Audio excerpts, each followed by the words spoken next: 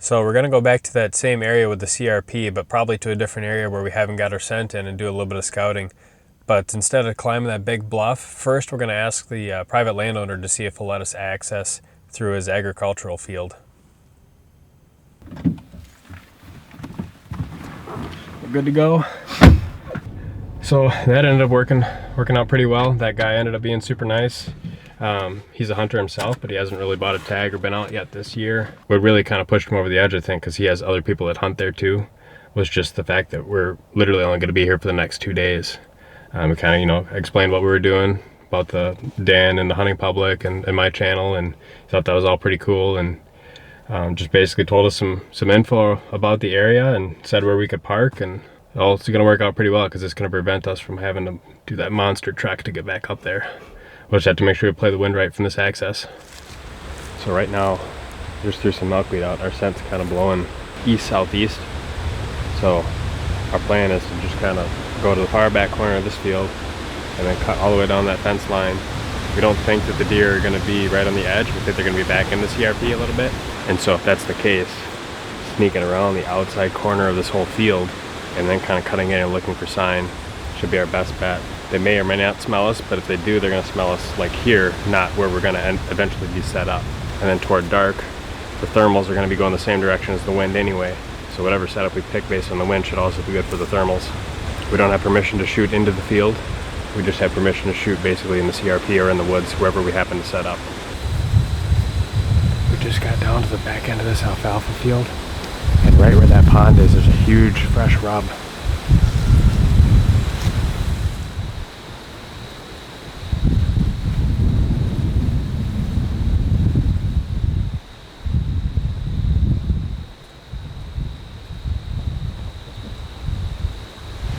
So we got back here onto the public, and this little pond, it's got some marshy stuff in it, it's wet. It's just, you can see it's filled with rubs. I wouldn't be surprised if there's deer bedding really close to it. And there's trails leading toward the field. And you can see there's just rubs like as far as you can see into the woods.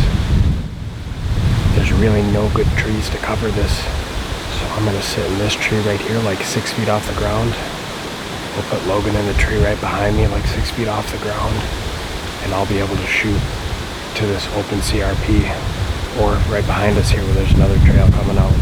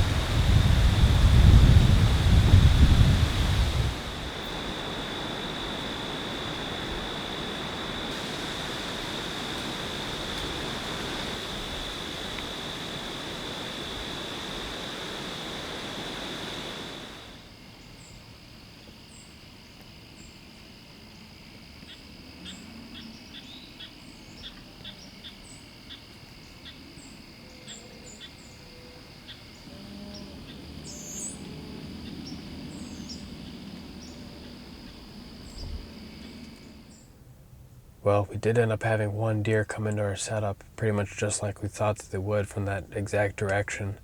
But it was, unfortunately, once it was already dark and we're on the ground putting our stuff back up. Normally when we're hunting public ground, I like to be a little bit further back, assuming that the bedding is not close to the field. But in this particular case, all the sign was telling us that the deer were bedded close to the fields. And I think for whatever reason tonight, they just weren't up and moving. They weren't up on their feet as early as they were yesterday. It is quite a bit warmer today, so I'm sure that plays a role. We're going to get another cold front coming in tomorrow. But yeah, I would have thought tonight would have been better.